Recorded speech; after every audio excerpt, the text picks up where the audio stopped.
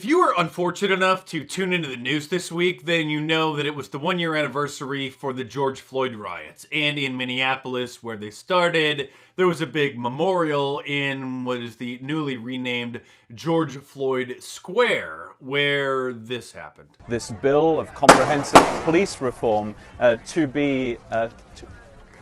got to be careful here with some gunshots. Excuse us.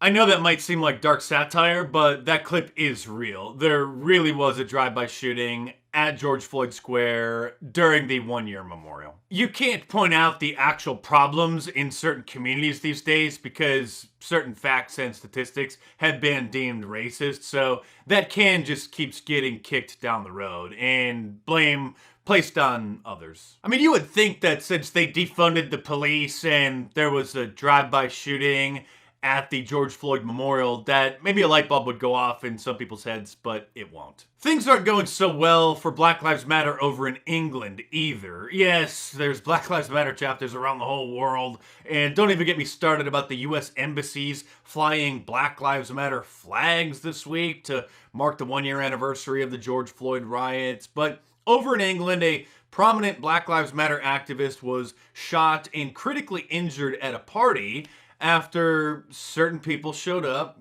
I can't describe them, otherwise that would be considered to be racist, but just some people showed up to this party that she was at, and then gunfire broke out and she got shot. Police say that she wasn't specifically targeted by the gunman, she just happened to get struck by one of the bullets because of the dispute from this group of people. And so her Black Lives Matter groupies are upset with the police because they believe that she was specifically targeted because of her activism. And once they hear about the physical description of the suspects, then they're going to be upset about that too because, well, they won't be able to blame white people. Insanity has engulfed the globe, and in Long Island, a high school student is suing her school for $2 million because they didn't print her poem about George Floyd in the school's literary magazine. Her father is a lawyer, and I guess it wasn't technically a lawsuit, it was a notice of a lawsuit, a $2 million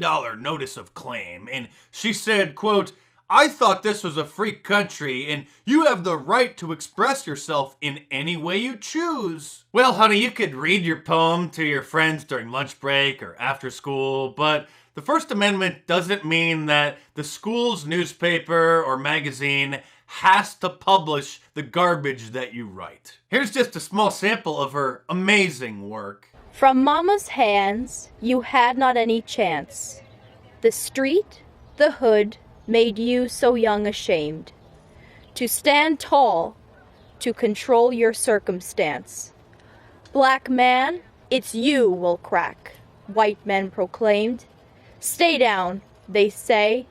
"Your fate is in our hands. Obey, okay?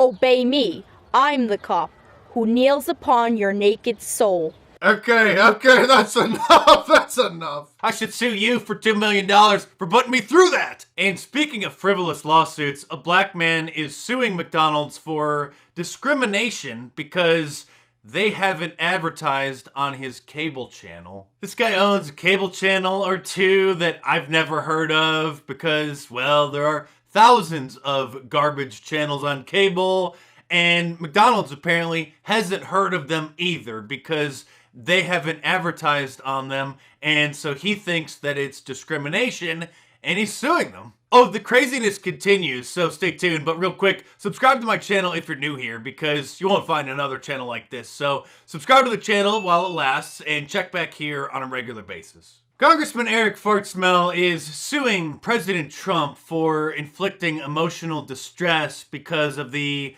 mostly peaceful protest at the Capitol on January 6th. And no, that's not a joke. Maybe we should all sue him in a class action lawsuit for the global warming that his gastrointestinal tract is causing. CNN has released a pronoun guide now that singer Demi Lovato is the most famous gender non-binary person that's not a transgender person who's switched identifying from a female to a male or vice versa. That is somebody who identifies as neither. Over the past year and a half, I've been doing some healing and self-reflective work. And through this work, I've had the revelation that I identify as non-binary. With that said, I'll officially be changing my pronouns to they, them. I feel that this best represents the fluidity I feel in my gender expression and allows me to feel most authentic and true to the person I both know I am and still am discovering. You're not supposed to laugh at this kind of stuff. It's considered to be hateful, by the way. Quote, with Demi Lovato revealing that they are non-binary and using they, them pronouns, it's a good time to make sure you're up to speed on pronoun etiquette. Using the pronouns that a person goes by is a way of respecting that person's gender identity, meaning a person's emotional and psychological sense of their own gender. Intentionally calling somebody by the wrong pronoun can make them feel disrespected or alienated and can take a toll on their mental health. It's also offensive and it can be considered harassment. Start normalizing the sharing of your own pronouns, they say. Okay, fine, then mine are gonna be we and us. We's new YouTube videos are hilarious. Us was talking about preferred pronouns. And have you noticed how everyone is now talking about the coronavirus possibly being manipulated in a lab in Wuhan and then just accidentally escaping, and all of the online fact checkers are backtracking their previous debunking of that conspiracy theory? With this weekend, Memorial Day weekend, being the kickoff to summer, the pandemic might be close to an end, because now that people are starting to ask these questions that are leading down a very difficult path, I don't think the media really wants to emphasize that much anymore. They also don't like to talk about things like this. Asian man pushed onto Queens subway tracks. But, well, when you look into who the perpetrator is, then you realize that the description of the suspect isn't as accurate as it should be. Unfortunately, it's considered to be racist when you share a story on social media or talk about it out loud when a black person commits a hate crime against another race. Anyway, I'll be unplugging from social media this weekend, doing a digital detox, and I recommend that you do the same thing as well. But before you do that, head on over to my online store, markdice.com, and get yourself one of my awesome t-shirts and save 20% this weekend by using the promo code PARTYTIME, one word, PARTYTIME, at the checkout. Get yourself an I Love Global Warming tank top, a Liberalism Find a Cure shirt, a Contains Facts and Opinions Some May Find Offensive shirt, or any of my awesome designs. So head on over to markdice.com or click the link in the description below, enter the promo code PARTYTIME at the checkout to save 20%, and check them out.